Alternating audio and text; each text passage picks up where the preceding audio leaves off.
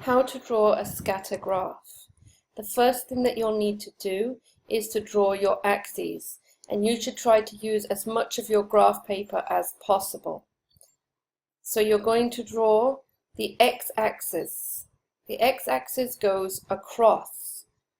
So we can always remember x goes across. And we can remember this because we know x is a type of cross.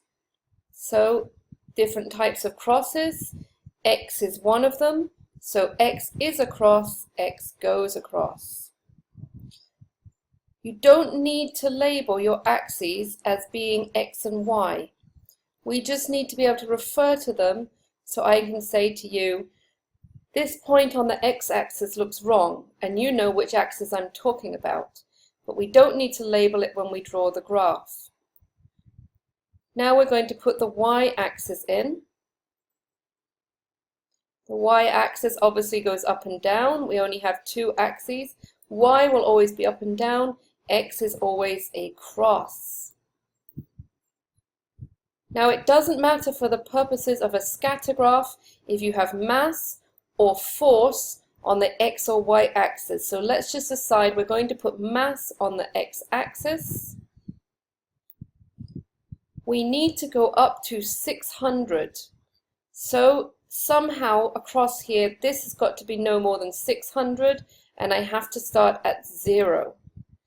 Easiest thing it looks like to me, if I split this up into 100s, 100 will go here, 200, 300, 400, and I won't fit it in. They must be evenly spaced. I cannot go 100, 200, 400, 600. I must be evenly spaced, so I'm going to put it up in 200s. So here, this one will be 200,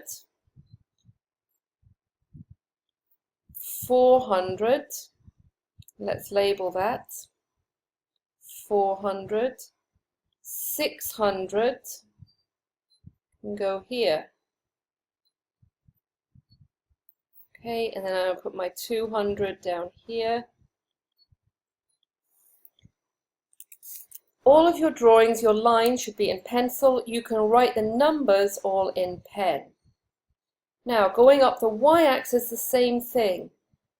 What's the maximum number on the y-axis? We're looking at force, so what's the biggest number in this table? Because you put your data in a table, it's easy to see that the biggest number is 6,000. I need to go from 0 to 6,000. I could go 3, 6. But I won't have a lot of space to look at the picture that the graph produces. And that picture is the pattern I want to show. So I'm going to do 2,000, 4,000, 6,000. So let's put that on again. 2,000. There are 20 boxes between 0 and 2,000. 20 boxes between 2,000 and 4,000. And 20 small boxes between 4 and 6,000.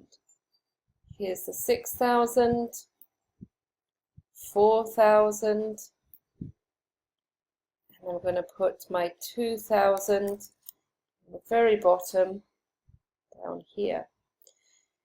Now we need to tell our reader exactly what these numbers have to do with. So one, we're going to tell the reader the variable, that is, in this one, it's mass in kilograms. So we want to make sure that we have included the unit. Let's pull that down a bit so it fits in. There we go, mass in kilograms. On the y-axis, we are measuring the weight in newtons. So we want to be able to put this in without my graph disappearing. There we go, weight in newtons.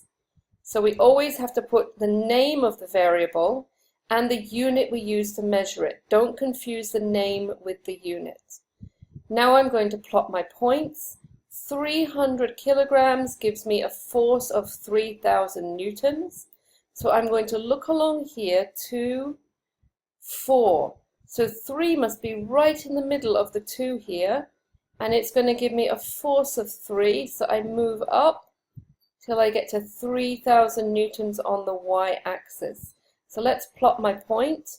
You could plot the points in using a pencil cross, using a colored pencil and circles, but please don't just use pen. 4,000 newtons, 5,000. Can you think where this is going to go? Look at the table. I have to bring it up to 5,000 newtons. Now 5,550 kg. That's going to be halfway through this boxes. So I'm going to count 1, 2, 3, 4, 5 boxes. Right there is 550. But when I look up for the newtons, it's 5,700. Midway, that's going to be 5,000. And now I'm going to count 7 boxes. So my circle is going to go right here. Let's put that one in. 5,050 next to 5,700. That goes there. And finally we've got 600 kilograms is going to give me 6,000 newtons right there. Okay, so there's the result. You can see this looks like there's a pattern. This isn't just random dots. The pattern is that as the kilograms increase, the newtons increase. So I can put a line in here. Now, this is not a line graph, it's a scatter graph. For a scatter graph, the line doesn't join the dots together. The line shows your reader what pattern you think you see. And I think I see a pattern going from the bottom left to the top right. I can even extend my line. So now my line is going out, and I could make a prediction that if I have 200 kg, I have 2,000 newtons. What about this point here? Perhaps there was an inaccuracy in my measurement. Perhaps my theory that these two are so strongly related is incorrect. I would have to do more collection of data, perhaps look at some more points. We call this an anomaly. An anomaly could be a mistake, or it could be a sign we've discovered something really interesting that doesn't fit with our theory. So let's not ignore anomalies, but we don't need to join them up in the line. The line should go through the strongest pattern. Okay, have a go at drawing your graph.